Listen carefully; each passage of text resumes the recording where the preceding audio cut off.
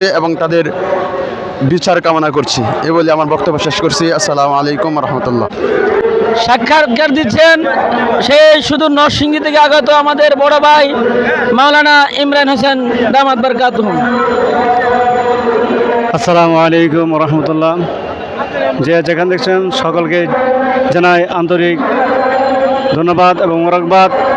নিশ্চয়ই আপনারা অবগত আছেন, আজকে সোহরাওয়ার্দী উদ্যানে হেফাজত ইসলাম বাংলাদেশের উদ্যোগে আয়োজিত নারী সংস্কার কমিশন বাতিল উপলক্ষে তারা যেই কোরআন সুন্নাহ বিরোধী আইন প্রণয়ন করেছেন, তার বাতিল প্রসঙ্গে আজকে তৌহিদি জনতার এই আগমন আমরা প্রধান উপদেষ্টার নিকট আবদার জানাচ্ছি, উনি যেন নারী সংস্কার কমিশন বাতিল করা হয় এবং হেফাজত ইসলাম বাংলাদেশের যে সমস্ত তৌহিদি জনতা শাহাদাত বরণ করেছেন তাদের স্বৈরাচারের বিচার এই বাংলার জমিনে হওয়ার দরকার।